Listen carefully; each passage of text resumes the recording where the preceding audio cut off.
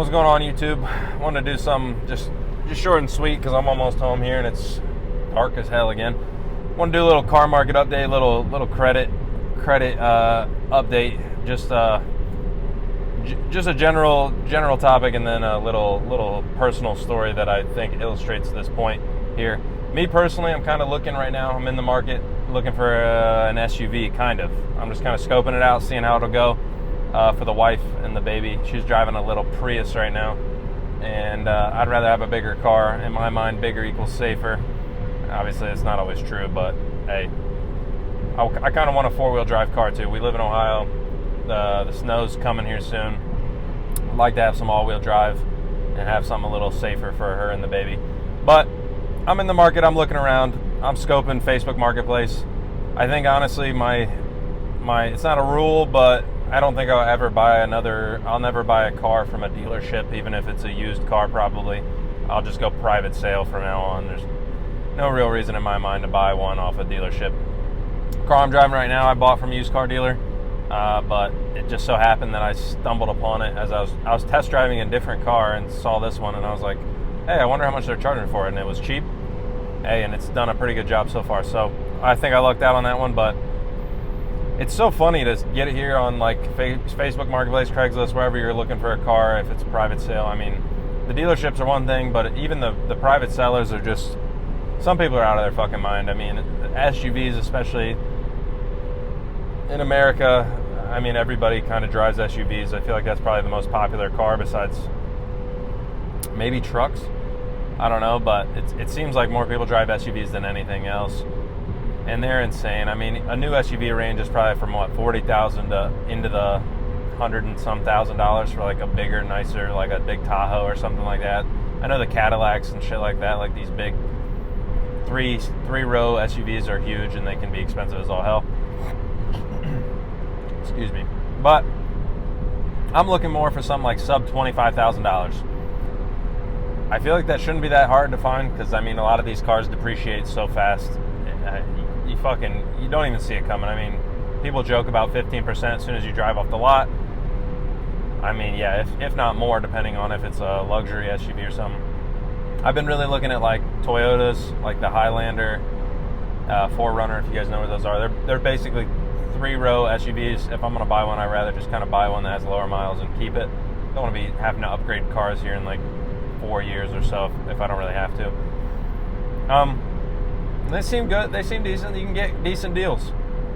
But there are some people that are like, here is my used car that has 150,000 miles on it. Pay me $26,000. And it's like, okay, maybe it is a Toyota. Maybe it is a this or that. And it will probably last 200,000 miles. But I just can't. I'm not going to ever do that. I'm not going to bring myself to do it. I mean, maybe a car like that, I'd pay you maybe like $17,000, $17,000, depending on what kind of shape it is in. But these people are so deep into these cars. I mean, I'm assuming most of them don't have them paid off, or I catch people on Facebook Marketplace selling a brand new car, relatively brand new. It has like sub 10,000 miles on it, and it must be because they've figured out they can't afford the payments, which is a whole nother ballgame. But I want to get into how deep people get in these cars, because I was talking to my boy on Discord the other day, and he's telling me a story. Keep the names out of it in general, but if you ever watch this, buddy, you'll remember the conversation we were having. And it's not even to like make fun of it in any way or anything like that. It's literally just, I don't know how common it is, but I feel like it's more common than people would think.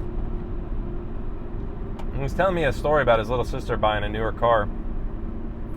She doesn't make like crazy money or anything, like probably around 40 grand or something, sub $40,000, relatively fresh out of high school and all this stuff. And he's telling me this story because we were talking about getting new cars, and he just got one a little while ago. But his sister bought a 20 like a newer car, like a 2022, 2023, whatever, a used Toyota Tundra with like 70 or 80,000, or not Tundra, sorry, Tacoma, the smaller one. The little pickup truck with like 70, 80,000 miles on it. $35,000 for this truck, used truck.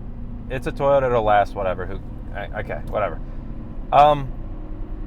Interest, 24% interest. I don't know if you guys like pay much attention to this kind of stuff. If you're watching this, probably you do a little bit. My credit cards are at like 20%, 21%. I think there's a legal limit on how much interest you can charge on an auto loan, and it's somewhere around 25%. So they, obviously this used car dealership, wherever she got this from, took her for all they could. They just screw you as hard as they possibly can. And I mean, some people just don't know any better, and they're like, oh, I can afford it, the payment, whatever. They stretch the payment term all crazy.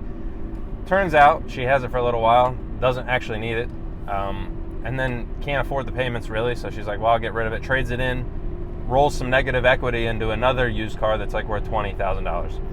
And this trend, I think, is not uncommon. Like I said, I don't think it's uncommon. Sorry, the throat's fucked up a little bit. Got too much weather change over here in Ohio. Roll some negative equity in, keep a super high interest rate because you have no credit, you're young. And like I said, it's not uncommon. I know multiple people who have done this, like my wife's friend, I can't remember why we were talking about it, but her little SUV she has, I remember her mentioning she was at 13% interest rate. My wife's first car she had was a little SUV, like a crossover. She didn't have any credit at the time when she bought it. It was before we were married, but I mean, we were dating.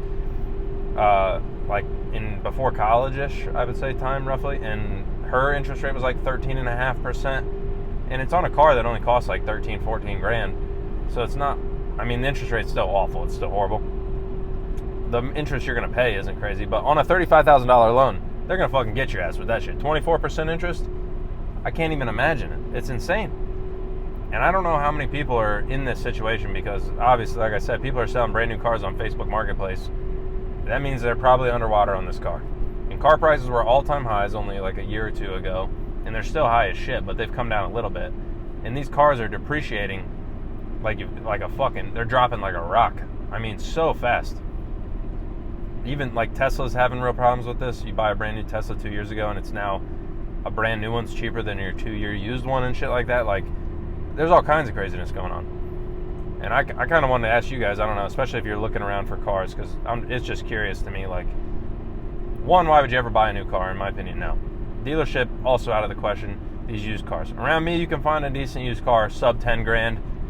I don't know if I'll ever drive a car until I get like, I don't know, maybe like almost like $500,000 of net worth or something like that, like way down the line, 10, 15 years from now. I might buy a newish car or a car that costs more than 10 grand. If it can get me to work, and like, I don't know, I don't have AC in this car anymore because I'm not fucking paying to fix it. It's not worth it to me. Fuck it.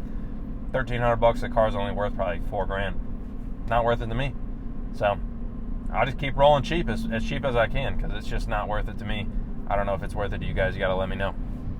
But we're going to see it coming, and I'm kind of waiting out here because I know the repos are coming.